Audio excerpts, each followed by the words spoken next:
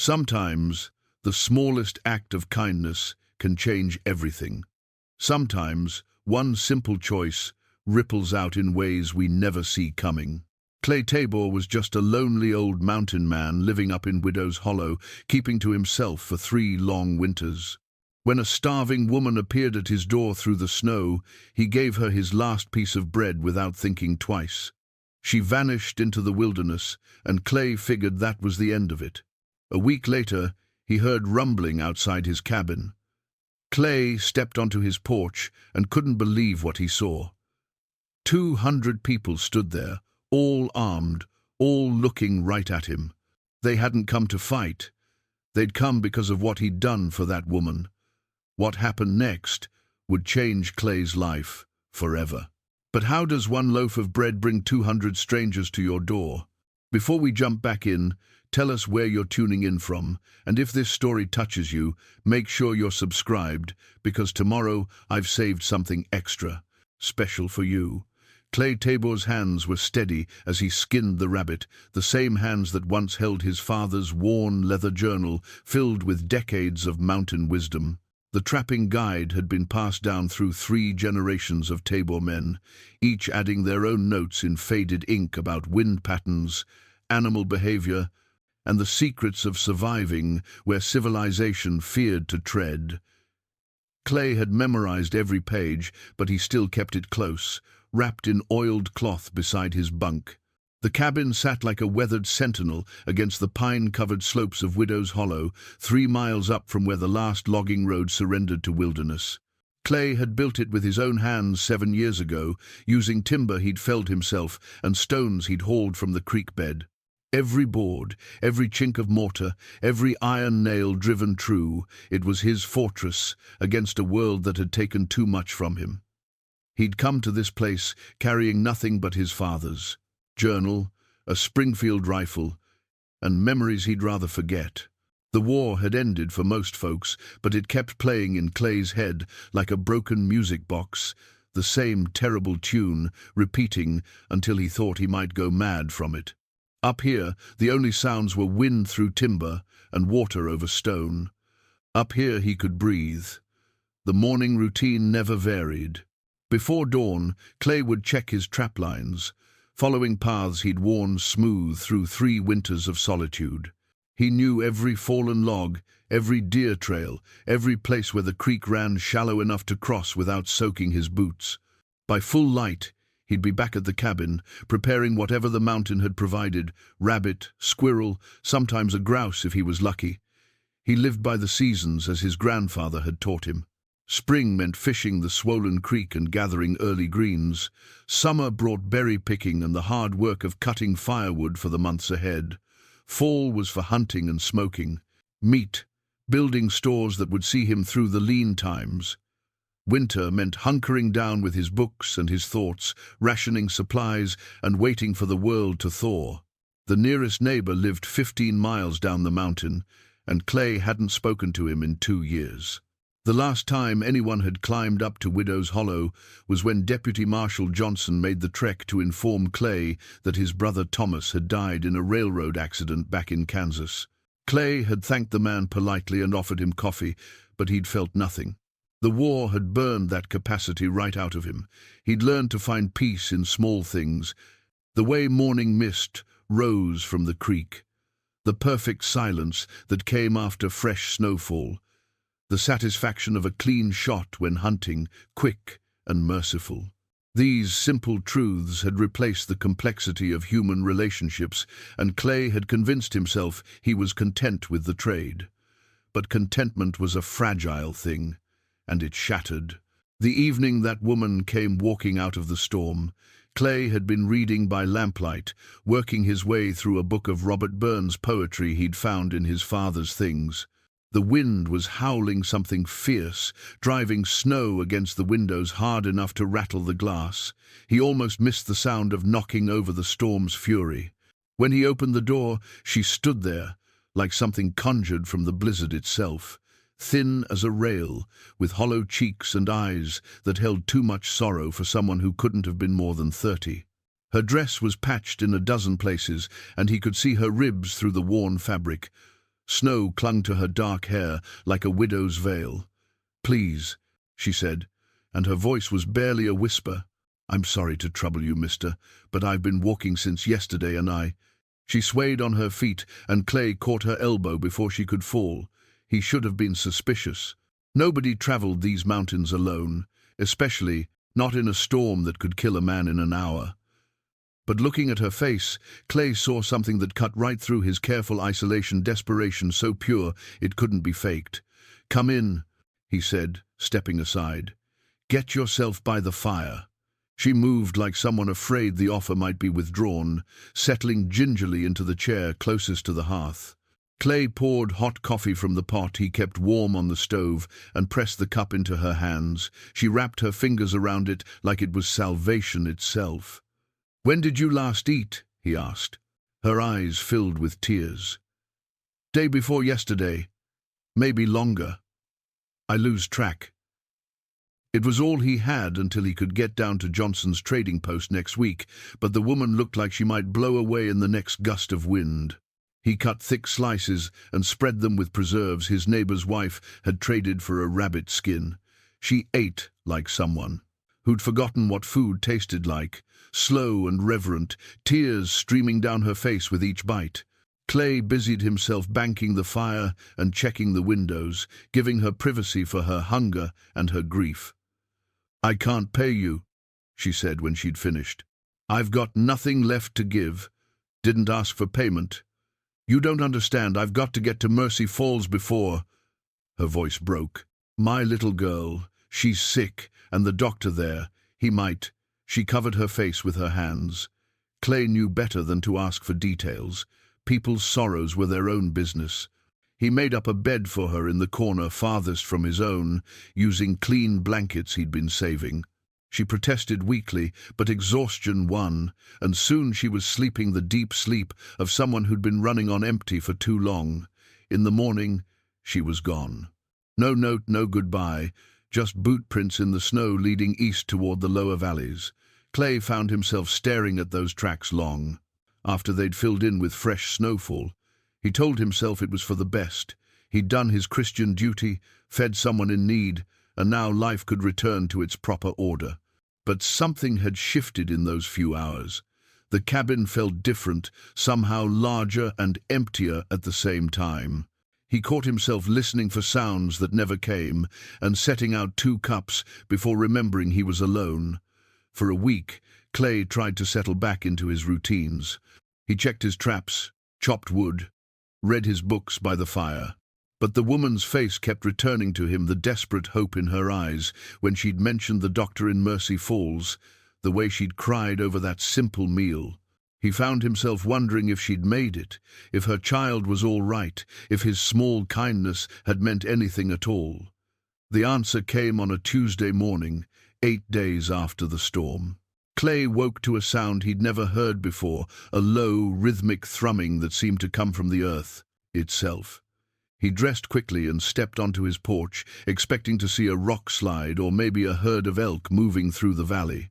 What he saw instead defied all logic and reason. They stood in formation like an army, but not quite. Men, women, even children, all armed with rifles, shotguns, and hunting knives. Their clothes were patched and worn, their faces weathered by hard living, but their eyes burned with something Clay recognized from his war days, desperate determination. At the front of the group stood the woman from the storm, but she looked different now. Her hollow cheeks had filled out some, and she wore a clean dress that actually fit. Beside her stood a tall man with a sheriff's badge pinned to his coat, and a woman holding the hand of a small girl with fever-bright eyes. 200 souls, maybe more, all looking at Clay like he held the answer to something he didn't even understand. The silence stretched between them, broken only by the whisper of wind through pine boughs and the soft sobbing of someone in the crowd. Finally, the woman from the storm stepped forward. "Mr. Tabor," she said, her voice carrying clear and strong in the mountain air. "My name is Sarah Murphy. You saved my life, and through me, you've saved something else entirely. We've come to ask, no, to beg for your help." Clay's mouth went dry. He gripped the porch railing with hands that suddenly felt unsteady. "Ma'am," he said carefully, "I think there's been some kind of mistake." Sarah Murphy reached into her coat and pulled out a torn piece of paper, the edges brown with age and handling. Even from the porch, Clay could see the desperate scrawl of handwriting, words written in haste and fear. "This is my letter," she said, holding it up for him to see. "The one I was carrying when I came to your door. It's to my sister in Mercy Falls, telling her I was coming home to die with my daughter." Her voice caught. "I wrote, 'The children are starving, and no hope left,' because that's what I believed. That's what we all believed." The tall man with the sheriff's badge stepped forward, removing his hat to reveal grey hair and tired eyes. "Name's Frank Garrett, Mr. Tabor. I'm the sheriff of Mercy Falls, or what's left of it. Been wearing this badge for 23 years, and I've never seen anything like what happened when Sarah came home." Clay's throat felt tight. What exactly did happen? Sarah wiped her eyes with the back of her hand. "I made it to town 2 days after the storm.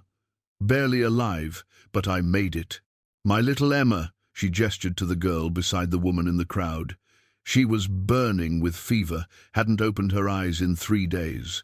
Doc Henderson took one look at her and shook his head, said there wasn't anything he could do.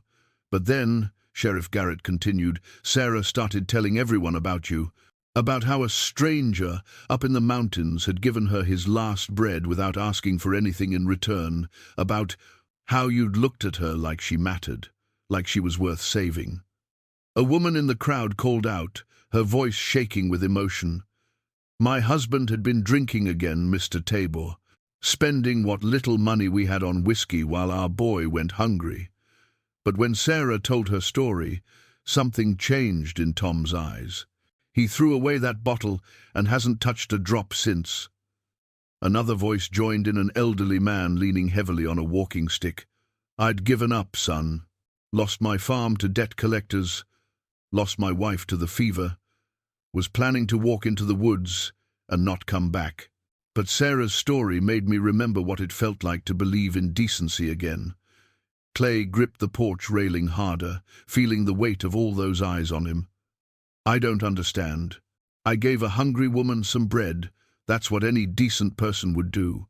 "No, sir," Sarah said firmly. "That's what we thought too at first.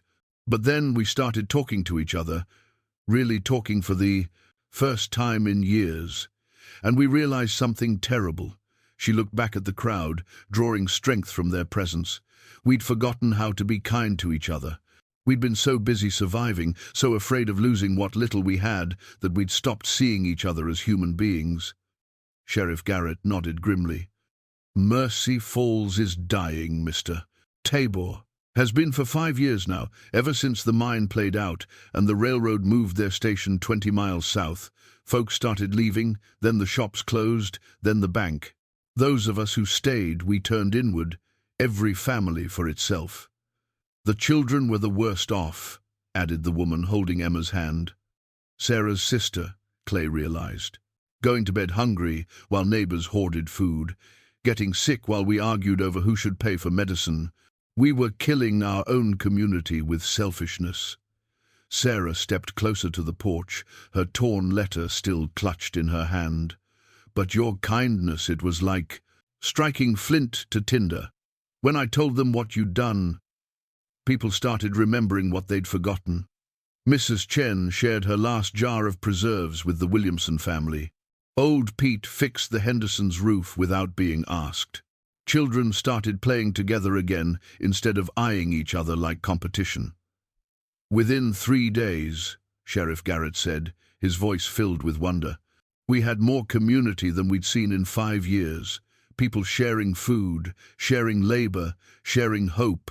Doc Henderson managed to save little Emma here using medicines that folks contributed from their own stores." The little girl stepped forward shyly, her fever-bright eyes now clear and curious. "Mister," she said in a small voice, "Mama says you're the reason I didn't go to sleep forever. Thank you." Clay felt something crack inside his chest. He'd spent 3 years building walls around his heart, convincing himself that solitude was strength, that caring led only to loss. But looking down at this child alive, because his simple kindness had rippled outward in ways he never could have imagined, those walls began to crumble. That's wonderful," he managed. "I'm glad your town found its way back to itself, but I still don't understand why you're all here." The crowd shifted, and Clay caught sight of more faces. A young couple holding hands, their clothes patched but their expressions determined.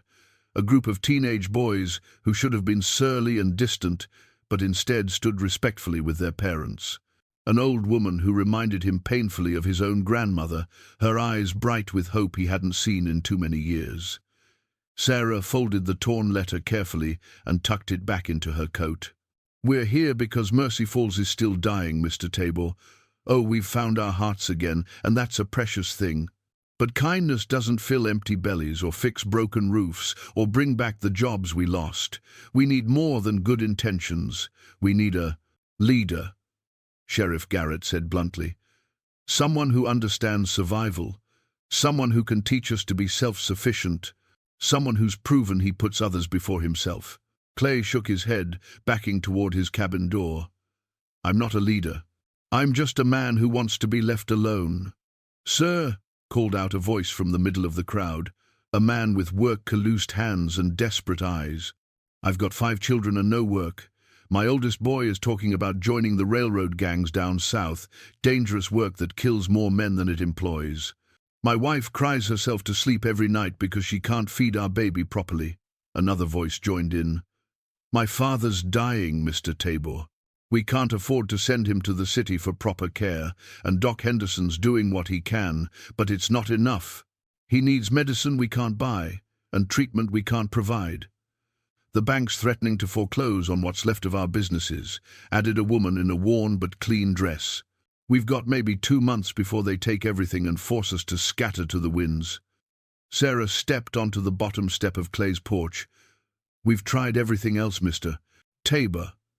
We've written letters to the territorial government, no response. We've pleaded with neighboring towns for help. They've got their own troubles. We've prayed and hoped and worked ourselves to exhaustion, but it's not enough." She pulled out a small cloth bundle and unwrapped it carefully. Inside was a piece of the bread Clay had given her, hard as a rock now but carefully preserved. "This is all I have left of the meal that saved my life," she said. "I've carried it with me every day since, to remind me that miracles can come from the simplest kindness. But miracles aren't enough anymore. We need someone who can teach us to save ourselves." Clay looked out over the faces of 200 desperate souls, and for a moment he saw something else entirely. He saw his old unit, battered and exhausted, after 3 days of fighting, looking to him for orders that might keep them alive. He saw his father's customers, farmers, and trappers who relied on Tabor wisdom to survive the harsh mountain winters. He saw his brother Thomas, young and trusting, asking Clay to teach him to shoot so he could provide for their family. All the people who had depended on him and all the ways he had failed them. "I can't," he said, his voice barely a whisper. "I can't be what you need." But even as he said the words, Clay knew he was lying. Not about his ability, he could see solutions to their problems already forming in his mind. He was lying about his choice. Because looking at little Emma's clear eyes and Sarah's carefully preserved bread and the desperate hope on 200 faces, Clay Tabor realized that sometimes a man doesn't get to choose his own path. Sometimes the path chooses him. The silence stretched between Clay and the crowd like a held breath. Finally, he stepped down from his porch, his boots crunching in the snow as he walked toward Sarah Murphy. She held out the faded document she'd been clutching, not the torn letter this time, but something older. "This is Mercy Falls' original charter," she said, unfolding the yellowed paper with reverent care. "My grandfather was one of the founding members back in 1847. 23 families came together to build something lasting in that valley, something that could weather any storm."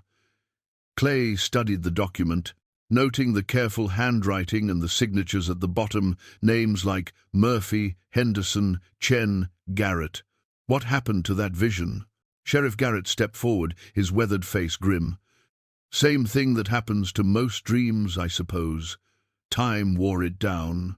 The easy silver played out by 1890, and when the mine closed, folks started thinking more about their own survival than the community's. A man Clay didn't recognize spoke up from the crowd, tall and lean, with the calloused hands of someone who worked with tools. Name's Marcus Chen, Mr. Tabor. My great-grandfather signed that charter. He believed in something bigger than just getting by day to day. Clay looked around at the assembled faces, reading the mixture of hope and desperation in their eyes. And, you think I can help you find that again? We know you can, Sarah said firmly. Not because you're some kind of miracle worker, but because you've already shown us what we'd forgotten, that caring for strangers is what makes us human. An elderly woman pushed forward, supported by a young man who looked like her grandson. Mr. Tabor, she said in a voice that carried the authority of years. I'm Martha Williamson. I've lived in Mercy Falls for 67 years, seen it rise and fall and rise again. What we need isn't charity or handouts. We need someone to teach us how to stand on our own feet. Clay folded the charter carefully and handed it back to Sarah. I'm listening. Sheriff Garrett pulled out a small notebook and flipped through pages covered with neat writing. We've inventoried what resources we have left. 43 families, ranging from newborns to folks in their 80s. Most of the men have some kind of trade skill: farming, carpentry, blacksmithing. The women know cooking, sewing, healing with herbs. What about land? Clay asked. Plenty of that, Marcus Chen replied. The mining company only took about a quarter of the valley for their operations. The rest is still there: good soil, fresh water, timber for building. Problem is, we never learned to use it right. A younger woman stepped forward, her face earnest. I'm Rebecca Garrett, the sheriff's daughter. I've been keeping the school going for the children who are left, but we need more than book learning. These kids need to see a future worth staying for. Clay studied the faces around him, his military mind automatically cataloguing strengths and weaknesses. These weren't broken people. They were people who'd forgotten their own strength. The difference was crucial. The railroad, he said. How far is the nearest station? 23 miles southeast, Sheriff Garrett replied. Takes a day's hard ride, 2 days with a wagon. So you're not completely cut off from outside markets. Clay's mind was already working through possibilities. What about the old mine infrastructure? Marcus Chen's eyes lit up. Most of it's still intact. The company left behind some equipment they considered too expensive to haul out. There's a good water wheel down by the creek, and the forge is still functional. Sarah Murphy stepped closer, her voice urgent. Mr. Tabor, I know it's a lot to ask. You came up to these mountains to be alone, and here we are, 200 people, asking you to take responsibility for our lives. But we're not asking you to save us, we're asking you to teach us to save ourselves. Clay looked at the charter again, thinking about the men who'd signed it. They'd been pioneers, people who'd looked at an empty valley and seen possibility instead of obstacles. What would you need from me? Exactly. Knowledge, said the man who'd spoken about his 5 children. How to make the most of what we have. How to organize work so everyone contributes and everyone benefits. How to plan for lean times instead of just hoping they won't come. Old Martha Williamson nodded vigorously. In the old days, we knew how to work together. Barn raisings, harvest crews, quilting circles, we took care of each other. Somewhere along the way, we lost that.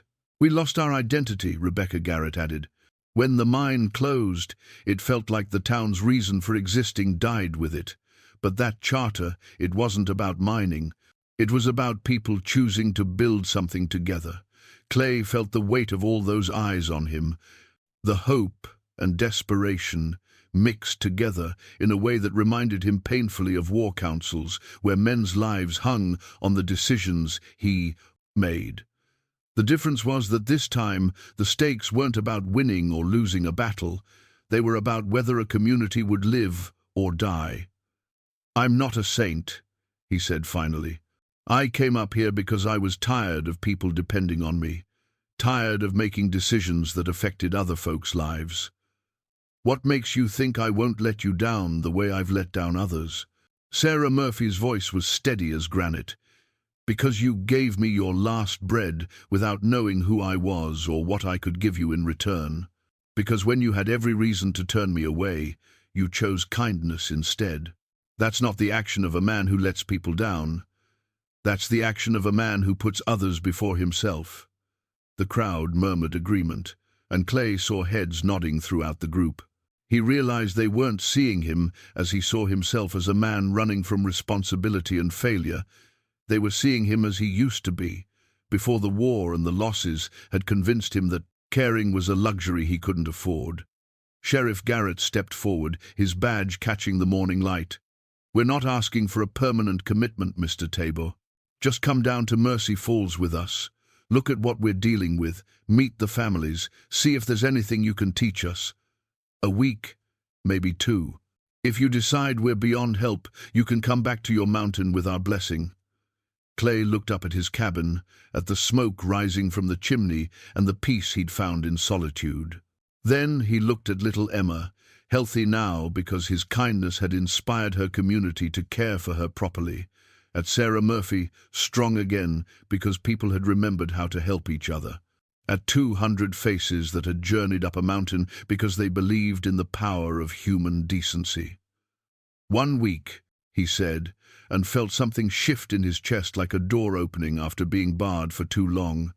"I'll give you 1 week, and we'll see what's possible." The cheer that rose from the crowd echoed off the mountain peaks like thunder, and Clay Tabor realized that his long exile from the world of men was about to end. The journey down from Widow's Hollow took the better part of a day, winding through forest paths that Clay knew like the lines on his palm. He rode ahead of the main group with Sheriff Garrett, Sarah Murphy, and a handful of others, the weight of his father's military dog tags pressing against his chest from where he'd hidden them in a wooden box under his cabin floor that morning. He hadn't looked at those tags in 3 years, hadn't wanted to remember Captain Clayton Tabor of the 5th Colorado Infantry. But something about the way the townspeople had looked at him with the same trust his soldiers once showed had compelled him to retrieve them, not to wear, but to carry. A reminder of what leadership had cost him before. As they descended into the valley, Clay's trained eye automatically catalogued defensive positions, water sources, and natural choke points. Old habits from a different lifetime, but he couldn't shake them. The valley was well protected by ridges on 3 sides, with only one main approach from the southeast, where the old road came in, good for defense, bad for escape. His soldiers would have called it a death trap. "There she is," Sheriff Garrett said as they crested the final ridge. "Mercy Falls." The town spread below them like a handful of scattered coins, maybe 60 buildings in various states of repair. Clay could see the logic of the original layout, Main Street following the creek, residential areas spreading up the hillsides, the massive scar of the old mine operation at the valley's eastern end. It had been planned by people who understood how communities grew. But growth wasn't the problem now. The problem was decay. Empty houses stood with broken windows and sagging porches. The main street was rutted with potholes that no one had bothered to fill. Weeds grew through the boardwalks, and several storefronts displayed hastily painted "closed" signs that looked months old. The only signs of life were thin streams of smoke rising from perhaps 20 chimneys scattered throughout the town. "How many people are left?" Clay asked. 147 souls as of last count," Sarah replied, "down from over 600 at the mine's peak." As they rode down the main street, Clay began to see the human cost of the town's decline. Children peered at them from doorways with the hollow-eyed look of those who'd learned not to expect much from life.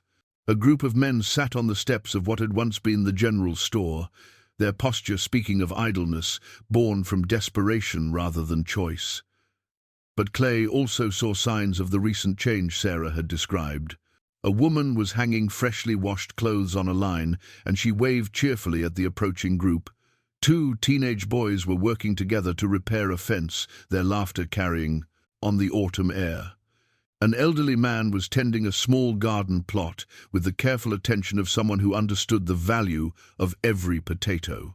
They stopped in front of a two-story building that still bore the faded sign, Murphy's Boarding House.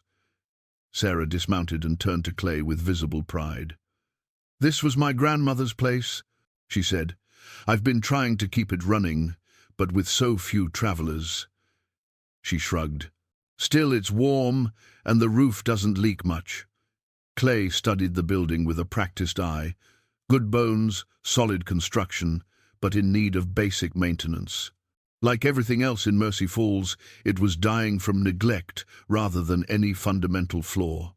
Over the next several hours, the townspeople gave Clay a thorough tour of their domain. He saw the abandoned school building where Rebecca Garrett now taught 15 children in a single room.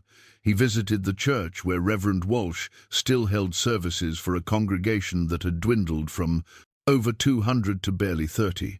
He examined the old mine workings, noting the potential for using the existing infrastructure for other purposes. But it was the people who captured Clay's attention most. Each family had a story that followed the same basic pattern: prosperity during the mining years, gradual decline as the ore played out, and then desperate attempts to survive as the town's economy collapsed. Yet, underneath the hardship, he sensed something that the war had taught him to recognize: resilience. Marcus Chen showed him the abandoned blacksmith shop where his father had once shod horses for the entire valley. "I've got some of his tools still," Marcus said. "But there's no call for horseshoes anymore, and I never learned to make anything else." "What about farming tools?" Clay asked. "Nails? Hinges for doors and shutters?" Marcus's eyes lit up. I never thought about that. I suppose I could learn." At the old general store they met Tom Bradley, the man whose wife had mentioned his drinking problem. Clay found him sober, clear-eyed, and surprisingly knowledgeable about business. "I ran this place for 12 years before I started well, before I lost my way," Tom said. "Always figured there was no point in selling goods to folks who couldn't afford to buy them. What if the goods were things they needed instead of things they wanted?" Clay suggested. "What if the store became a place where people traded services instead of just cash?" Old Martha Williamson approached them as they examined the abandoned schoolhouse. "Mr. Tabor," she said, "I've been thinking about what you said yesterday, about teaching us to stand on our own feet. I used to run a weaving circle with the other ladies, made quilts and clothes for the whole community. Stopped when folks started leaving, but I still remember how." "The children need something to hope for," Rebecca Garrett added. "They need to see that staying in Mercy Falls doesn't mean accepting failure." As the afternoon wore on, Clay began to see patterns that his military training had taught him to recognize. These people weren't defeated, they were disorganized. They had skills, resources, and determination, but they'd lost the ability to coordinate their efforts effectively. The problem wasn't that Mercy Falls was dying. The problem was that it was dying inefficiently. That evening, the entire community gathered in the church for what Reverend Walsh called a town meeting, though it felt more like a war council to Clay. He stood at the front of the room, looking out at faces that ranged from hopeful to skeptical to desperate. "I've spent the day learning about your town," he began. "And I want to be clear about something from the start. I can't save Mercy Falls. Only you can do that." Murmurs of disappointment rippled through the crowd, but Clay held up his hand. "What I can do is help you see what you already have. You've got skilled craftsmen without work, farmable land that's not being used, and a community that's forgotten how to function as a team. Those are solvable problems." Sarah Murphy leaned forward in her seat. "What are you thinking?" Clay pulled out a piece of paper where he'd been sketching ideas throughout the day. I'm thinking that Mercy Falls doesn't need to go back to what it was. It needs to become something new, something sustainable that doesn't depend on outside forces you can't control. He looked around the room, meeting as many eyes as he could. But that's going to require every person in this room to work harder than they've ever worked before, trust each other more than they've ever trusted, and believe in something bigger than their own individual survival. The silence that followed was heavy with possibility and doubt, in equal measure. Finally, Marcus Chen stood up. What do you need us to do? Clay spread the hand-drawn maps across the table in Murphy's boarding house, weighing down the corners, with coffee cups and candlesticks. The community garden plan had taken him most of the night to sketch, but seeing it laid out in careful detail made the impossible seem achievable. The key is thinking beyond this year, he explained to the group of families gathered around the table. A garden that feeds you for one season is charity. A garden that feeds you for 10 seasons is independence. Sarah Murphy traced her finger along the lines he'd drawn, showing crop rotation patterns. You're talking about more land than we've ever tried to farm. Because you've been thinking like individuals instead of a community, Clay replied. Marcus, how much time do you spend each day keeping your family's quarter-acre plot productive? The blacksmith looked thoughtful. 3, maybe 4 hours when things are growing well. And Tom, what about yours? About the same, Tom Bradley admitted. Clay tapped the largest section of his plan. If we pool your individual plots and work them together, you can probably manage 3 times the acreage with the same labor hours. Better soil preparation, shared tools, coordinated planting and harvesting. Rebecca Garrett studied the education section of his plan, where he'd marked areas for teaching children practical farming skills alongside their regular lessons. You want the school to be part of this? I want everything to be part of everything else, Clay said. That's how communities survive, when every part supports every other part. Old Martha Williamson hobbled closer, squinting at the detailed notes he'd written in the margins. What's this about crop storage and preservation? Root cellars, smoking houses, grain silos, Clay explained. Right now, you eat what you grow during the season and hope to buy the rest. We're going to build infrastructure so you can store food for lean times. A young farmer named Pete Henderson raised his hand tentatively. Mr. Tabor, this all sounds wonderful, but we've got maybe 6 weeks before hard frost. Even if we started today, we're not starting today, Clay interrupted. We started yesterday. Tom, did you talk to the Williams family about sharing their root vegetables? Tom nodded, grinning. They've agreed to contribute their entire potato crop to the community stores in exchange for help with their roof repairs. Marcus, what about those tools we discussed? The blacksmith held up his hands, still black with soot from the morning's work. Already started on a set of community farming implements. Should have them ready by week's end. Clay saw understanding dawn on several faces as his strategy became clear. He wasn't asking them to make dramatic changes. He was showing them how to coordinate the changes they were already making. Martha, tell them about the preservation project. The elderly woman straightened with visible pride. Me and 5 other ladies have been working on expanding our food preservation knowledge, not just what our mothers taught us, but techniques for large-scale operations. Clay brought us some books from his cabin about methods they use in farm communities back east. Sarah leaned forward, her eyes bright with possibility. This could actually work. It will work, Clay said firmly, but only if everyone commits completely. No holding back resources for individual advantage. No deciding that your family's immediate needs matter more than the community's long-term survival. Sheriff Garrett, who'd been quietly listening from the back of the room, stepped forward. What about security? If we're successful, word's going to spread, might attract the wrong kind of attention. Clay had been expecting this question. His military background made him acutely aware of how prosperity could make a community a target. We'll address that when we need to. Right now, our biggest enemy isn't outside threats, it's internal discord. As if summoned by his words, a commotion erupted outside. Raised voices, the sound of a scuffle. And then Tom Bradley burst through the boarding house door with blood on his lip and anger in his eyes. "It's the Hutchins family," he said, breathing hard. "They're refusing to participate in the community stores. Say they don't trust the rest of us not to take more than our share." Clay felt a familiar tightness in his chest, the same feeling he'd gotten when soldiers in his unit started questioning orders during difficult campaigns. He'd seen how quickly mistrust could spread through a group under pressure. "Where are they now?" he asked. "Barricaded in their house," Sheriff Garrett replied grimly. "Jim Hutchins has his rifle out, says anyone who comes on his property is trespassing." Clay looked around the room at the faces of people who'd been filled with hope just minutes before. Already he could see doubt creeping in. If the Hutchins family could refuse to participate, why shouldn't others? Why should anyone trust their neighbors when times got tough? "This is exactly what I was afraid of," Pete Henderson muttered. "Soon as things get difficult, folks start thinking only about themselves." "No," Clay said firmly. "This is exactly what we expected."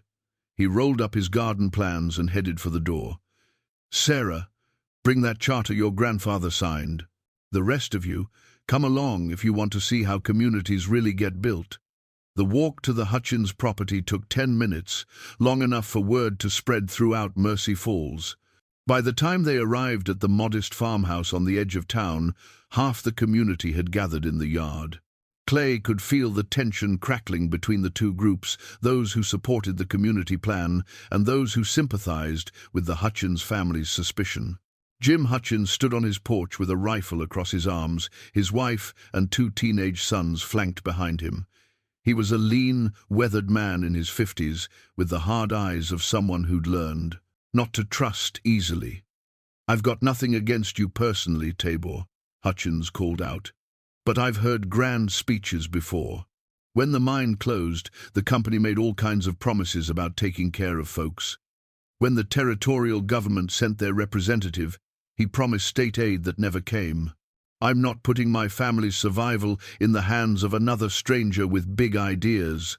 Clay stepped forward slowly, keeping his hands visible and his voice calm. "You're absolutely right to be suspicious, Jim. If I were in your position, I'd feel the same way."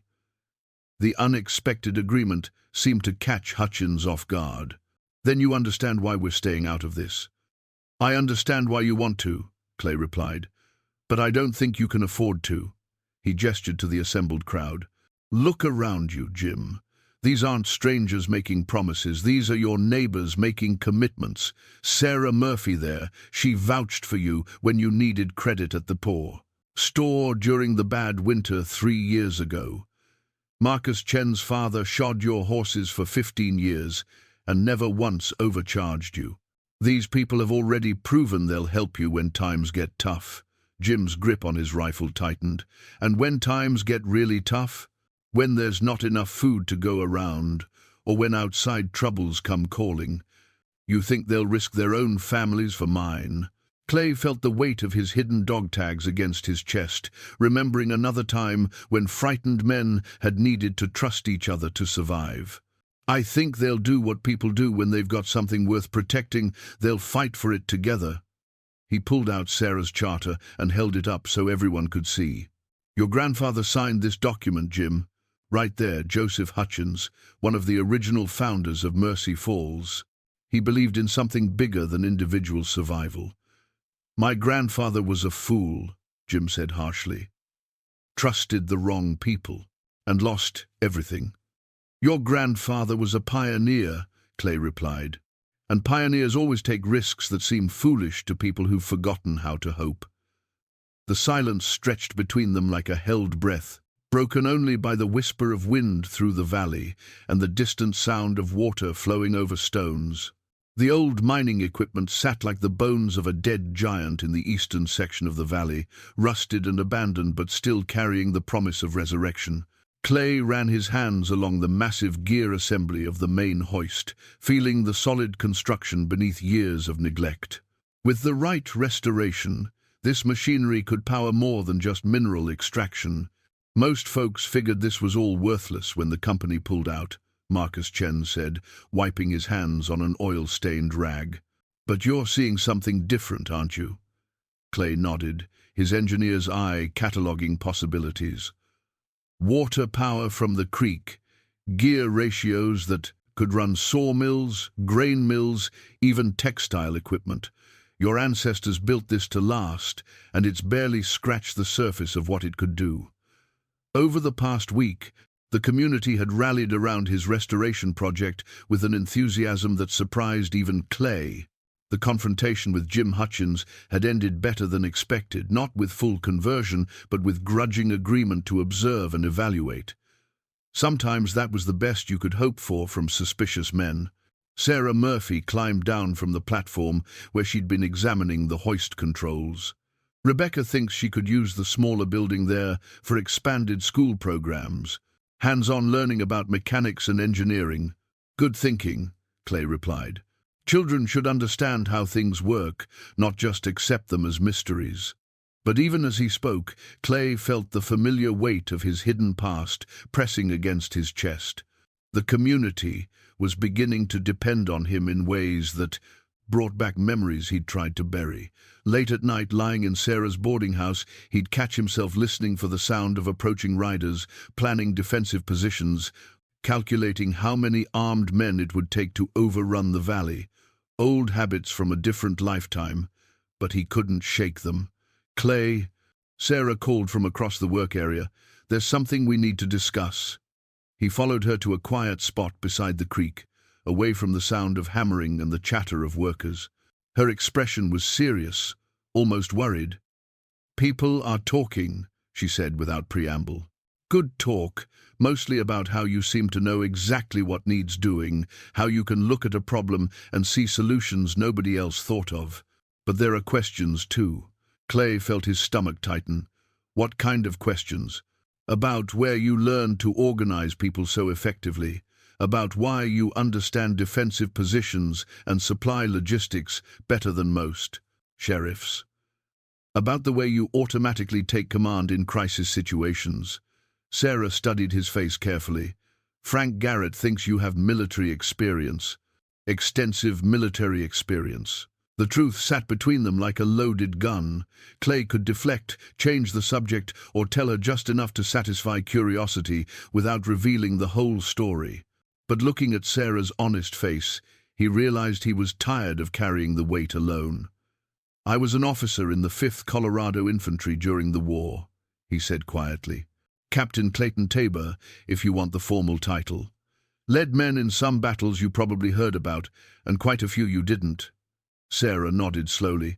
That explains a lot, but it doesn't explain why you're up in Widow's Hollow living like a hermit instead of using those skills where they're needed. Clay picked up a handful of pebbles and began throwing them into the creek, watching the ripples spread outward. Because the last time I used those skills, good men died because of decisions I made. Because I learned that when people depend on you, you can let them down in ways that matter more than life or death. What happened? The question hung in the air between them, and Clay found himself remembering things he'd sworn never to think about again. There was a place called Honey Springs, Confederate position we were ordered to take. I had intelligence that suggested a frontal assault would fail, but my commanding officer insisted on the plan. He threw another pebble, harder this time. I could have refused the order, could have demanded a court-martial, rather than lead my men into what I knew was a trap, but I was young and thought I was clever. Thought I could modify the plan just enough to keep my boys safe while still following orders. Sarah waited patiently as Clay struggled with memories that still felt like open wounds. 23 men went up that hill with me, he continued. 11 came back down. And the worst part, the part that made me run to the mountains and swear never to lead anyone again, was that the modified plan worked. We took the position. The brass called it a brilliant tactical victory. But you lost 12 men. I lost 12 men because I compromised between doing what I thought was right and doing what I was told. If I'd followed orders exactly, we probably would have lost more. If I'd refused the orders completely, maybe we could have found a different way. But I tried to split the difference, and 12 families got letters telling them their sons and husbands died for a brilliant tactical victory. Sarah was quiet for a long moment, watching the restored mining equipment where the people of Mercy Falls were building something new from the bones of something old. "Those men who died," she said finally, "do you think they would want their sacrifice to mean that you never help anyone again?" Clay felt anger flare up, the same anger that had driven him into isolation. "That's not fair. Neither is abandoning 200 people because you're afraid of making mistakes." Sarah's voice was gentle but uncompromising. "Clay, I've watched you work this week. You don't make reckless decisions. You listen to people, you plan carefully, and you put the community's needs ahead of your own comfort. That's not the behavior of someone who compromises when lives are at stake. You don't understand. I understand that you gave me your last bread without thinking twice about your own survival. I understand that you've spent a week teaching us to be self-sufficient instead of dependent. And I understand that whatever happened at Honey Springs, it made you a better leader, not a worse one." Clay wanted to argue, to explain why she was wrong, but the words wouldn't come. Instead, he found himself thinking about little Emma, healthy now because his kindness had inspired a community to care for her, about Marcus Chen's enthusiasm for the restoration project, about the hope he'd seen growing in faces that had forgotten what hope looked like. "There's something else," Sarah said, her voice dropping to almost a whisper. "Frank Garrett got a letter yesterday from the Territorial Marshal's office. They're asking questions about a man matching your description, someone who might be in this area." Clay felt the world shift beneath his feet. "What kind of questions?" "The kind that suggest your past might be catching up with you, whether you want it to or not." Sarah met his eyes steadily. "The question is, are you going to run again? Or are you going to trust this community to stand with you the way you've been standing with us?" Before Clay could answer, the sound of hoofbeats echoed through the valley, riders approaching fast from the southeast. Sheriff Garrett appeared from behind the mining equipment, his hand resting on his revolver. 12 men, he called out, armed and riding hard. "They'll be here in 10 minutes. Clay felt the familiar surge of tactical awareness that had kept him alive through 3 years of war. But this time, instead of calculating retreat routes, he found himself thinking about defensive positions and how to protect the people who'd trusted him with their lives. "Sarah," he said, "gather everyone at the church, children and elderly in the back rooms, able-bodied adults ready to defend if necessary. What about you?" Clay looked at the approaching dust cloud, then at the faces of the people around him, people who'd become more than just a responsibility. They'd become something he'd thought he'd lost forever. "I'm staying," he said. "We'll face this together."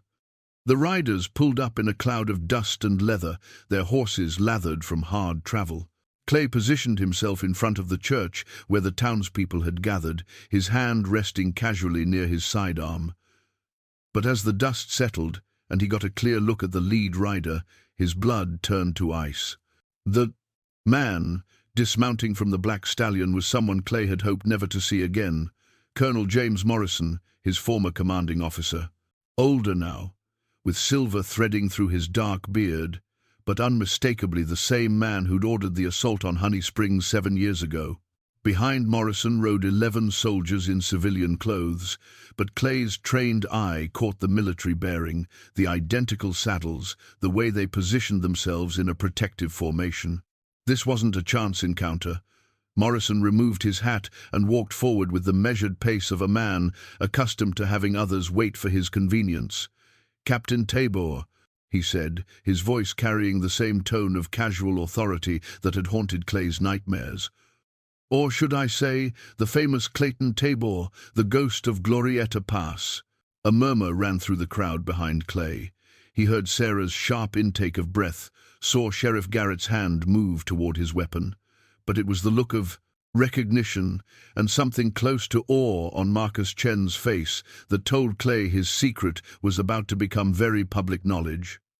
"It's just Clay now, Colonel," he replied evenly. "I left the war behind a long time ago." Morrison smiled, but there was no warmth in it. "Did you?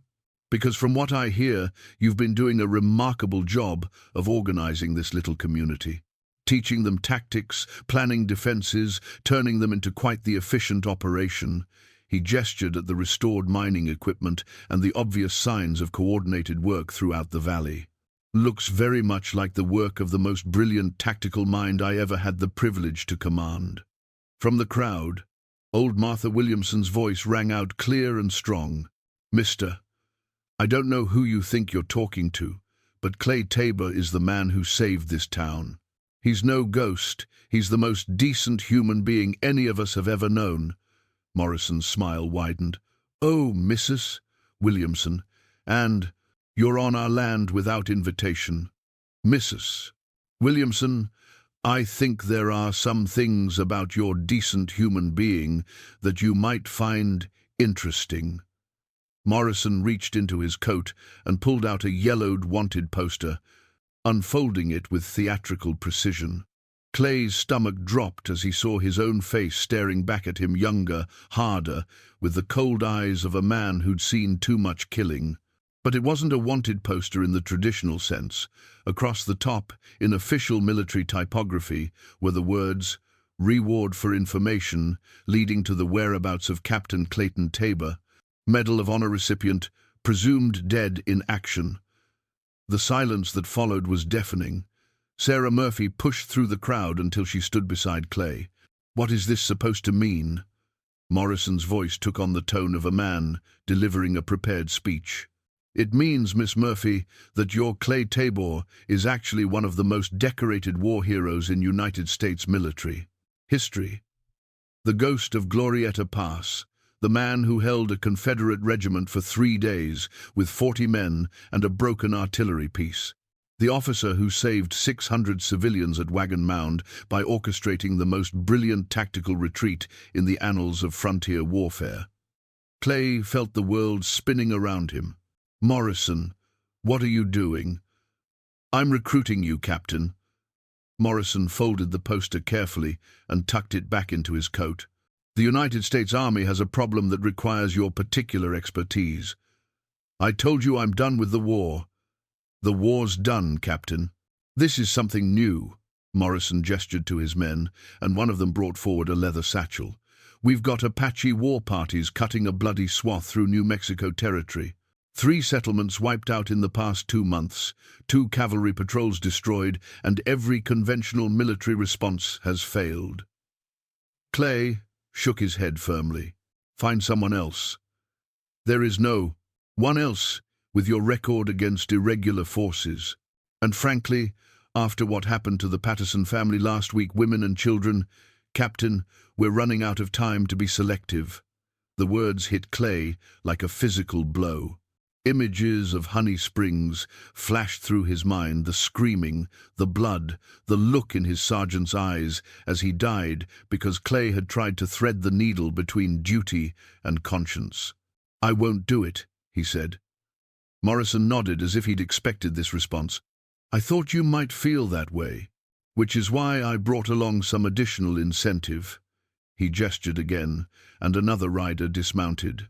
This man was different, not military, but wearing the badge of a federal marshal. Clay recognized the type. A government man with the power to make problems disappear or create new ones as circumstances required. "Marshal David Crenshaw," Morrison said by way of introduction. "Marshal Crenshaw has been investigating some irregularities in the territorial land grants for this valley. Seems there might be some question about whether Mercy Falls actually has legal title to the property they've been living on." Sarah stepped forward, her voice sharp with anger. "What are you talking about?" "We've got the original charter, which was filed with the territorial government in 1847, Marshal Crenshaw interrupted smoothly. "Unfortunately, there was a clerical error in the original filing.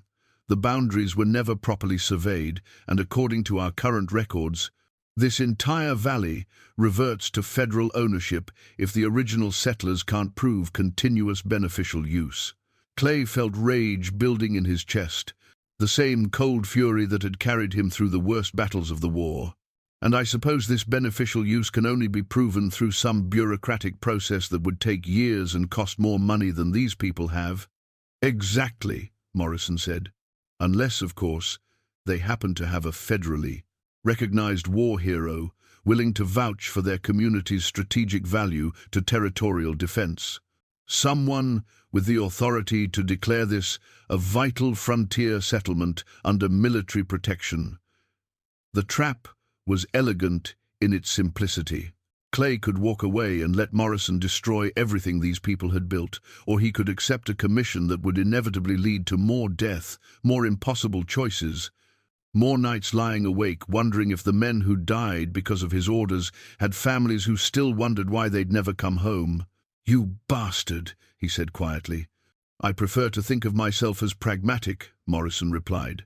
"Captain Tabor, you've got exactly 10 minutes to decide. Accept a field commission as Special Operations Commander for Apache Territory, or watch Marshal Crenshaw serve eviction notices to 200 people who've already lost everything once." Clay looked back at the faces of the people who'd trusted him. He saw fear there now, but also something else, determination. These weren't the broken refugees who'd climbed up to his cabin 2 weeks ago. These were people who'd remembered how to fight for what mattered. Sarah Murphy stepped up beside him, her hand finding his arm. "Clay," she said softly, "we knew this might come. We talked about it, remember? About trusting each other." Marcus Chen pushed through the crowd, his blacksmith's hammer still in his hand. "Mr. Tabor, Captain Tabor, whatever they're asking you to do, you don't have to face it alone." More voices joined in, Sheriff Garrett declaring that any federal marshal would have to go through him first.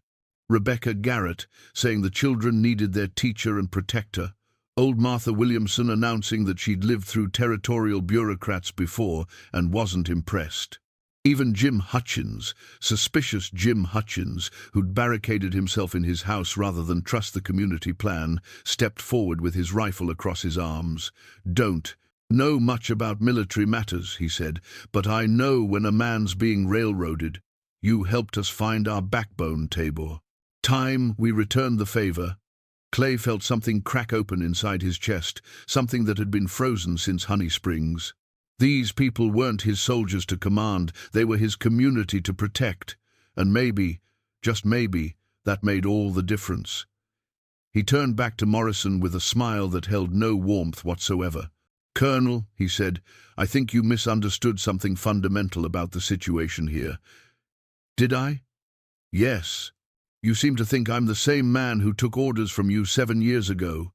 Clay stepped forward, and his voice carried the weight of absolute certainty. "I'm not. And these people aren't helpless settlers you can intimidate with bureaucratic threats." Morrison's confident smile began to fade. "Captain, I wouldn't advise—" "It's not Captain anymore," Clay interrupted. "And Marshal Crenshaw, if you want to try. Serving eviction notices to armed citizens on land they've improved and defended. You're welcome to attempt it. But I should mention that this community now falls under the protection of a man you've just identified as the ghost of Glorieta Pass." The silence that followed was pregnant with possibility and threat in equal measure. "So here's my counteroffer, Morrison. You and your men mount up and ride out of this valley. You forget you ever found me, and I'll forget you ever threatened my people. Because if you don't—" Clay's hand moved to rest on his sidearm, a gesture that was casual but unmistakable. "Well, there's a reason they call me a ghost." The tension stretched like a taut wire between Clay and Colonel Morrison, but it was broken by an unexpected sound, the slow, measured clapping of hands. Jim Hutchins stepped forward, his weathered face split by a grin that transformed his entire appearance. "Well, I'll be damned," he said, still clapping. "The ghost of Glorieta Pass. No wonder you knew exactly how to organize a defense when those bandits hit the Johnson place last month." Morrison's carefully controlled expression flickered with confusion. What bandits? Clay felt Sarah's hand tighten on his arm as he realized their situation had just become significantly more complicated. Jim, but Hutchins was warming to his theme, apparently deciding that if secrets were being revealed, he might as well reveal them all. Road agents been hitting isolated homesteads all through the territory, Colonel. But they made the mistake of trying it here after Clay showed us how to set up proper watch rotations and signal systems. Sheriff Garrett stepped up beside Hutchins, his badge catching the afternoon light. What Mr. Hutchins is trying to say, Colonel, is that we've already been dealing with the kind of irregular warfare you mentioned. Successfully, I might add. Clay watched Morrison's face as understanding dawned. The Colonel's eyes sharpened with professional interest, and Clay knew they'd just walked into a trap within a trap.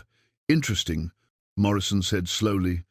Marshal Crenshaw, perhaps we should reassess the situation here. The federal marshal consulted a leather portfolio he'd been carrying.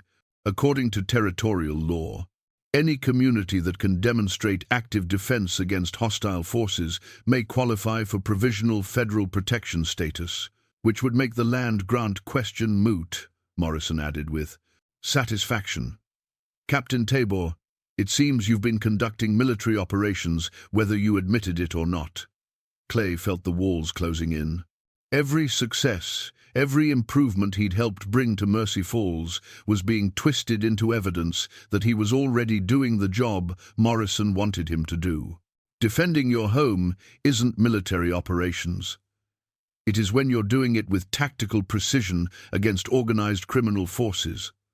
Morrison gestured to his men, and one of them brought forward another set of documents. We've been tracking the Carver gang for 8 months, Captain. 43 men led by a Confederate deserter named Black Jack Carver. They've been hitting settlements from here to the Colorado border. Sarah Murphy moved closer to Clay, her voice tight with worry. What does this have to do with us? Everything, I'm afraid. Morrison's voice carried a tone of false regret. You see, Carver's gang has been following a pattern. They hit isolated communities, test the defenses, retreat if they meet significant resistance. Then they regroup and come back with overwhelming force. Clay's blood ran cold as the implications became clear. You're saying our success has painted a target on Mercy Falls. I'm saying that by organizing this community into an effective defense force, you've guaranteed that Carver will eventually return with enough men to crush any resistance. Morrison spread his hands as if the conclusion was obvious. The only question is whether you'll face them with proper military support or watch them destroy everything you've built here. Marshal Crenshaw consulted his portfolio again. The territorial government is prepared to offer Mercy Falls full federal protection and confirmed land grants in exchange for Captain Tabor's services as Special Operations Commander. And if we refuse? Clay asked, though he already knew the answer. Then you'll face the Carver gang alone, Morrison said. 43 hardened killers against how many able-bodied defenders do you have? 20?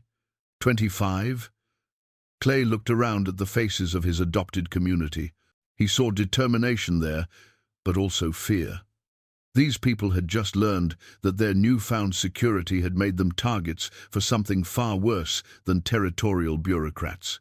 Rebecca Garrett stepped forward, her teacher's instincts making her think about the children first. How long do we have? Morrison checked a pocket watch with theatrical precision.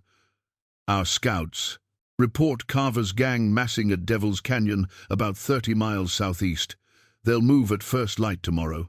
You have perhaps 18 hours to decide. The silence that followed was heavy with the weight of impossible choices. Clay felt the familiar sensation of being trapped between duty and personal desire, between protecting the people he cared about and accepting a role that would inevitably lead to more death and moral compromise. But then, Sarah Murphy did something unexpected. She stepped away from Clay and faced the assembled community. Before anyone makes any decisions, she said clearly, I think we need to discuss this as a town. This is our home, our lives, our choice. "Ma'am," Morrison began, "with all due respect—" "With all due respect, Colonel," Sarah interrupted. "You're not citizens of Mercy Falls. Clay is. Whatever decision gets made here, it needs to be made by the people who live with the consequences." Clay watched with growing pride as his neighbors, no, his fellow citizens, formed a natural circle around him and Morrison's men. These weren't the desperate refugees who'd climbed up to Widow's Hollow begging for salvation. These were people who'd remembered how to make decisions together. Marcus Chen raised his hand. "I want to hear Clay's assessment, not the Colonel's threats or the Marshal's legal arguments. What does our resident military genius think we should do?" Clay looked around the circle of faces, seeing expectation and trust that both humbled and terrified him. These people weren't asking him to sacrifice himself for their safety.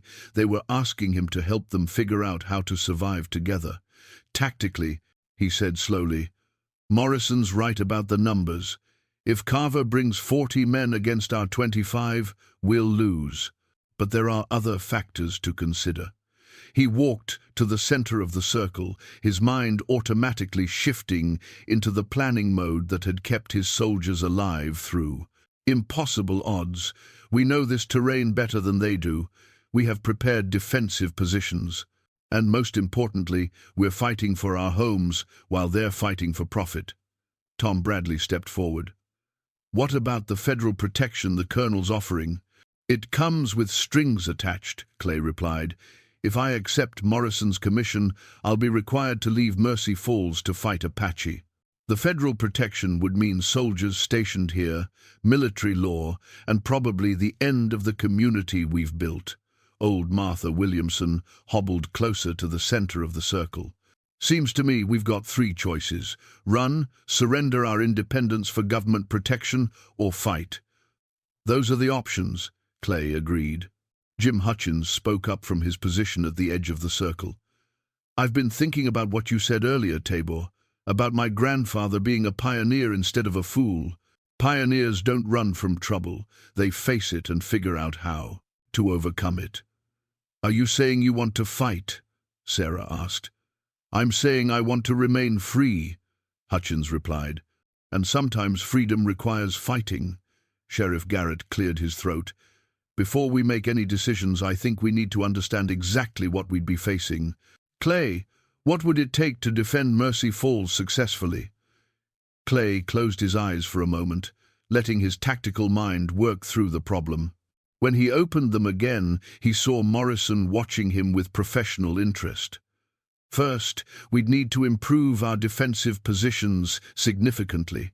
The church and school buildings are stone construction. They could serve as strong points. We'd need to dig connecting trenches, set up overlapping fields of fire, and create fallback positions."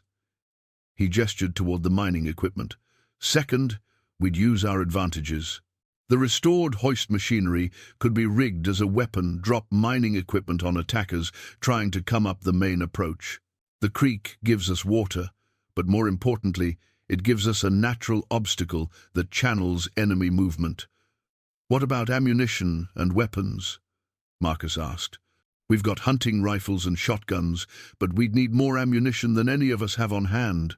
And we'd need to coordinate our fire discipline, no wasted shots, overlapping coverage, designated marksmen for priority targets." Morrison stepped forward, his voice carrying grudging respect. "That's a solid defensive plan, Captain. But it assumes Carver will obligingly attack your prepared positions instead of simply burning you out or laying siege." "Which is why we wouldn't fight defensively," Clay said with a slight smile. "We'd fight like ghosts." The reference to his wartime nickname sent a visible shiver through Morrison's men, but Clay was focused on his community now, sharing with them the hard-earned wisdom that had kept him alive through 3 years of impossible battles. "Carver's gang expects us to either run or hole up and wait for them to overwhelm us. They're not expecting coordinated guerrilla tactics, hit-and-run attacks, and the kind of territorial knowledge that turns every tree and rock into a potential ambush point." Sarah stepped closer to Clay, her voice quiet but clear. "And you could teach us to fight that way?" I could teach you to survive, Clay replied. But there's something else you need to understand. If we choose to fight, some of us probably won't survive the fighting. Are you prepared for that possibility? The circle fell silent as people contemplated the reality of what they were considering. Clay watched their faces, seeing fear and determination warring for dominance in each expression. Finally, it was little Emma Murphy who broke the silence. The child stepped out from behind her mother and looked up at Clay with the clarity that only children possess. "Mr. Clay," she said in her small, clear voice, "if we run away, will the bad men just follow us to wherever we go?" Clay knelt down so he could meet her eyes at her level. "They might, sweetheart. And if we let the soldiers protect us, will we still be able to make our own choices about how we live?" Clay glanced at Morrison before answering. "Probably not." Emma nodded with the solemn wisdom of a child who'd already seen too much hardship. "Then I think we should fight. This is our home." As if her words had broken a dam, voices began rising around the circle. Not arguments or debate, but statements of commitment and resolve. Clay listened to his neighbors, his friends, choosing courage over safety, independence over security, and he realized that whatever happened in the next 24 hours, Mercy Falls had already won the most important battle. They'd chosen to remain free. The town bell that had stood silent for 3 years began to ring at first light, its bronze voice echoing through the valley with a sound that spoke of defiance rather than defeat. Clay had insisted on restoring the old bell to working order as part of their defensive preparations, understanding that communication could mean the difference between victory and massacre. From his position on the ridge overlooking the main approach to Mercy Falls, Clay watched the dust cloud that marked the Carver gang's advance. 43 men, just as Morrison had said, riding in loose formation with the confidence of predators who'd never encountered serious resistance. "They're moving exactly like you predicted," Marcus Chen whispered from his concealment behind a fallen log. The blacksmith had proven surprisingly adept at fieldcraft, moving through the forest with the quiet patience of someone who understood that noise meant death. Clay studied the approaching riders through his field glasses, noting their weapons, their positioning, the way they rode. "See how spread out they are? They're not expecting trouble until they reach the town itself. That's our advantage." The plan was elegant in its simplicity.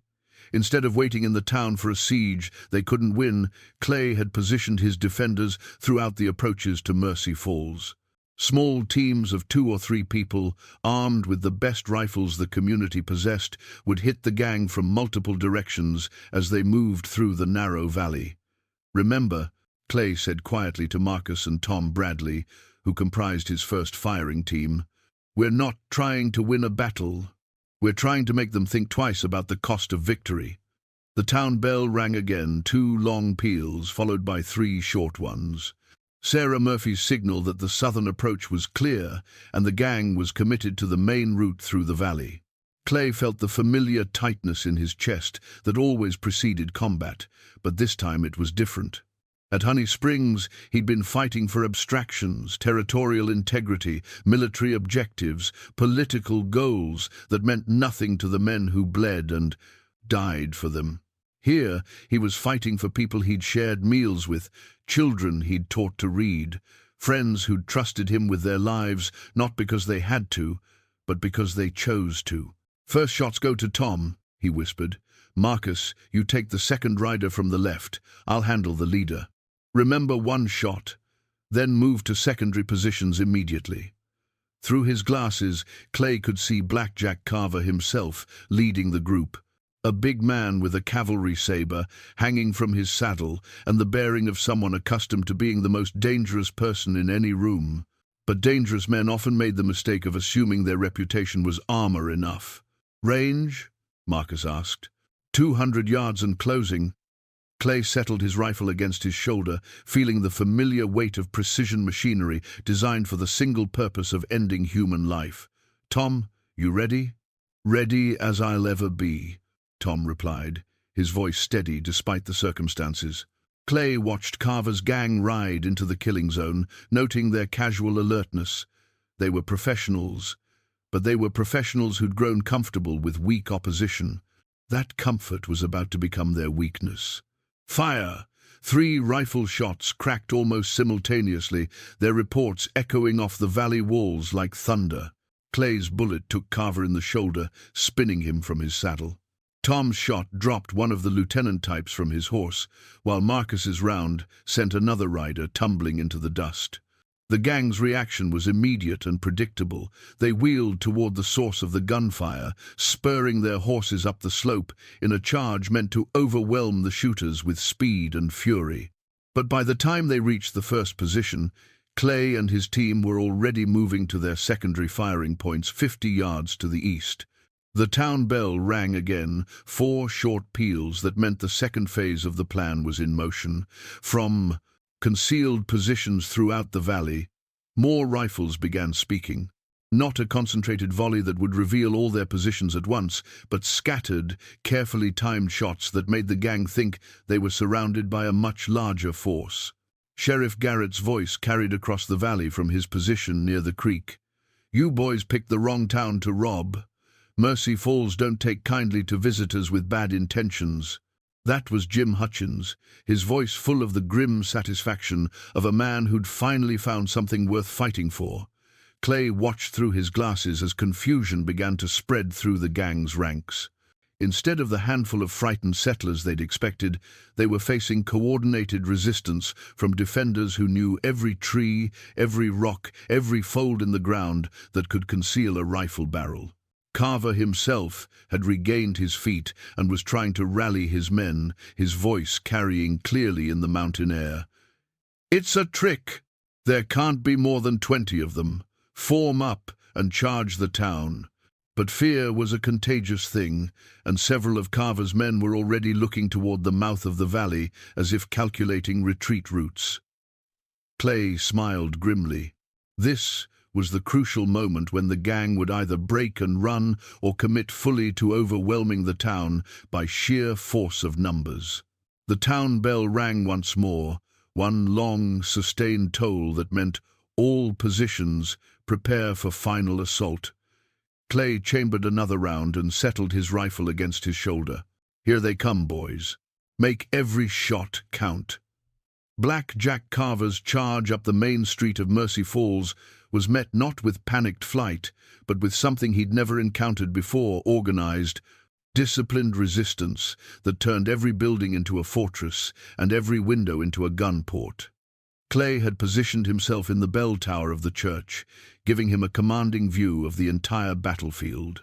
Below him, he could see his plan unfolding with deadly precision.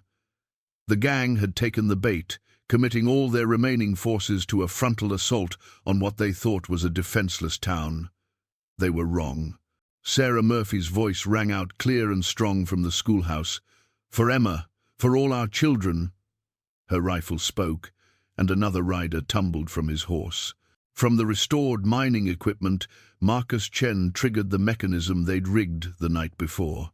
The massive hoist suddenly released its load, a ton of iron ore that crashed down directly in front of the charging horses, creating an instant barrier that broke their formation and sent several animals rearing in terror. Clay smiled grimly as he took aim at a rider trying to flank around the obstacle. His shot was true, and the man pitched sideways from his saddle. But even as he chambered another round, Clay could see that the gang was adapting to their tactics. Carver was wounded but still in command, and he was directing his remaining men to dismount and advance on foot, using the buildings for cover. "Smart," Clay murmured to himself, "but not smart enough."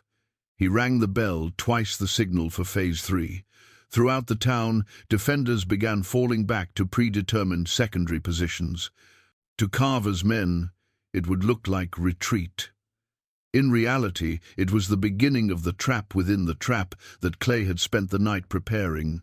Old Martha Williamson appeared in the window of her house, deliberately exposing herself as bait. "You boys looking for something?" she called out cheerfully, then ducked back inside, just as 3 rifles fired at her position. The gang members took the bait, rushing toward what they thought was an isolated target. But as they reached the front porch, Tom Bradley and two other defenders rose from concealed positions in Martha's garden, their shotguns speaking with devastating effect at close range.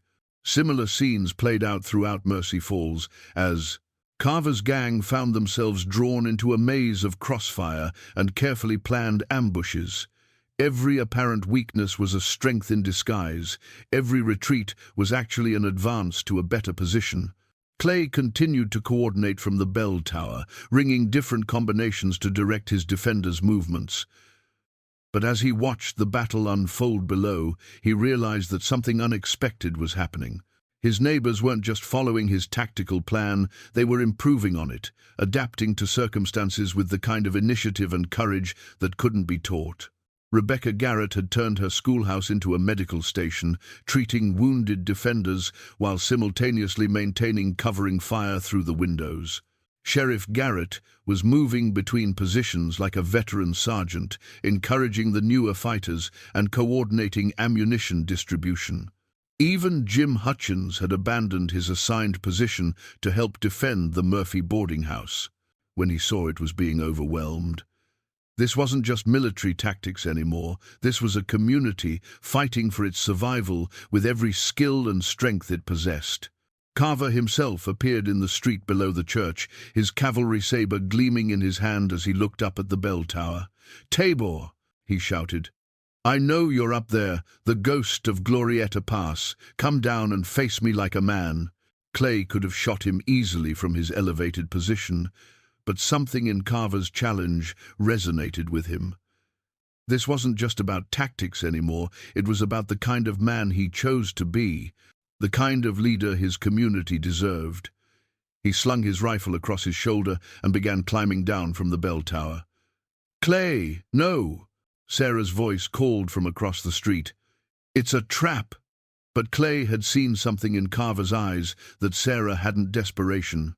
The gang leader's strategy was failing, his men were falling, and his reputation as an unstoppable force was crumbling around him.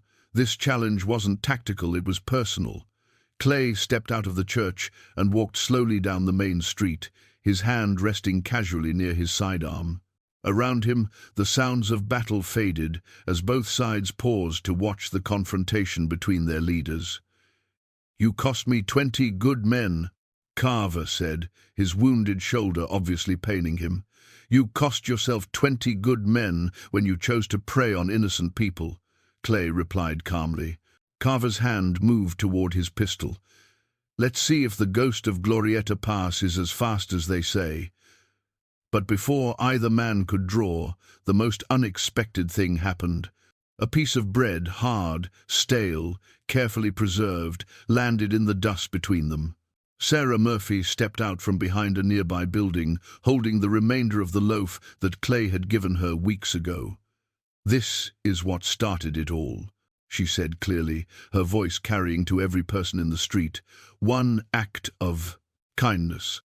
One choice to help a stranger. That's what you're really fighting against. Carver, the idea that people can choose to care for each other instead of just taking what they want." Carver looked at the bread, then at the faces of the townspeople emerging from their defensive positions. For the first time, Clay saw uncertainty in the gang leader's eyes. "Your choice, Jack," Clay said quietly. "You can try to draw on me and probably die in this street. Or you can take your remaining men and ride out of here, and we'll let you go in peace." The silence stretched between them like a held breath, broken only by the whisper of wind through the valley and the distant sound of water flowing over stones. Then Black Jack Carver did something that surprised everyone, including himself. He holstered his weapon and stepped back. 6 months later, Clay Tabor stood in the same spot where he'd first encountered 200 desperate souls seeking salvation. But the man who stood there now bore little resemblance to the isolated hermit who'd lived in Widow's Hollow. The lines around his eyes spoke of laughter shared rather than solitude endured, and his hands, though still steady, now carried the calluses of community building rather than mere survival. The valley itself had transformed beyond recognition. Where once there had been a dying town clinging to the edge of extinction, now stood a thriving community that had become the envy of settlements throughout the territory. The main street bustled with activity as people went about their daily business, not the frantic scrambling of those barely hanging on, but the purposeful movement of citizens who knew their place in something larger than themselves. The new community charter lay spread across the table in Murphy's boarding house, surrounded by the same faces that had gathered to hear Clay's first address to the town. But where those faces had once shown desperation and fear, now they radiated confidence and desperation, pride. The document itself was a work of art, hand-lettered by Rebecca Garrett in her finest script and signed by every adult resident of Mercy Falls. Article 7, Sarah Murphy read aloud, her finger tracing the elegant handwriting. The Community Defense Force shall be maintained under the leadership of Clayton Tabor, with training and preparedness exercises conducted monthly to ensure the protection of all citizens. Clay shifted uncomfortably in his chair. Sarah, we've discussed this. I don't need a formal title. The town disagrees, Sheriff Garrett said with a grin. Captain Tabor has a nice ring to it, don't you think? Around the room, heads nodded in agreement. These people had learned the value of recognizing leadership when they found it, and they weren't about to let false modesty deprive them of acknowledging what Clay had done for their community. Marcus Chen looked up from the ledger where he'd been recording the month's production figures. Speaking of titles, I think we need to officially recognize Sarah as mayor. She's been doing the job for 3 months now. Might as well make it official. Sarah blushed, but Clay could see the pleased satisfaction in her eyes. She'd proven herself a natural leader, with the kind of practical wisdom that made difficult decisions look easy and the diplomatic skills to keep diverse personalities working toward common goals. What about the territorial government? Tom Bradley asked. Any word on their response to our charter application? Clay smiled. Marshal Crenshaw visited last week. Seems that our success story has caught the attention of folks in the capital. They're considering using Mercy Falls as a model for other struggling communities throughout the territory.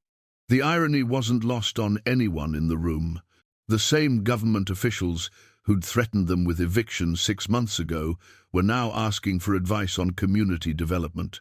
Colonel Morrison wrote to me as well. Clay continued. The Apache situation has stabilized, and he wanted to express his appreciation for our innovative approach to regional security. Apparently, the Carver Gang's defeat has discouraged other criminal organizations from operating in this area. Little Emma Murphy, now a healthy 8-year-old with bright eyes and an infectious laugh, tugged on Clay's sleeve. Uncle Clay, tell us about the celebration plans again. Clay lifted her onto his lap, marveling at how natural the gesture had become. 6 months ago, he'd barely been able to tolerate human contact. Now he found himself surrounded by an extended family that included everyone in Mercy Falls. Well, he said seriously, tomorrow marks exactly 6 months since your mama first knocked on my cabin door. The town council has decided that should be an official holiday community day when we celebrate what we've accomplished together. And there's going to be a feast? Emma asked. The biggest feast Mercy Falls has ever seen, Sarah confirmed, with food contributed by every family and enough for everyone to eat their fill. Clay looked around the room at the faces of people who'd become more than neighbors. They'd become his chosen family. The success of Mercy Falls wasn't measured just in economic prosperity or defensive preparedness, though both were impressive achievements. The real success was visible in the way people looked at each other, the way children played together without regard for which family had more or less, the way elderly folks were cared for by the entire community rather than left to struggle alone. There's one more thing, Clay said, reaching into his coat pocket. He pulled out a small wooden box and set it on the table beside the charter. Inside, nestled in faded velvet, were his military dog tags from the war. I've been thinking about the past a lot lately, he continued. about the choices that brought me to that cabin in Widow's Hollow and the choices that led me away from it. For a long time, I thought my military service was something to be ashamed of, something that disqualified me from being part of a peaceful community. He picked up the dog tags, feeling their familiar weight. But I realize now that everything I learned about leadership, about sacrifice, about the cost of protecting what matters, prepared me for this. For all of you. Clay stood up, still holding Emma, and walked to the window that looked out over the bustling main street of Mercy Falls. I want to formally donate these to the town museum that Rebecca's been planning, not as a monument to war, but as a reminder that sometimes our darkest experiences prepare us for our greatest service. Sarah joined him at the window, her hand finding his free arm. What do you think your grandfather would say if he could see this place now? Clay thought about the trapping journal that still sat on his bedside table, filled with generations of mountain wisdom about survival and self-reliance. I think he'd say that the best way to honor the past is to build something worth passing on to the future. As the sun set over the valley, painting the mountains in shades of gold and purple, Clay Tabor realized that he'd finally found what he'd been searching for in his years of isolation. Not peace through withdrawal from the world, but peace through engagement with it. Not strength through independence, but strength through interdependence. And it had all started with the simple decision to share his last loaf of bread with a stranger. Sometimes the smallest acts of kindness really could change everything.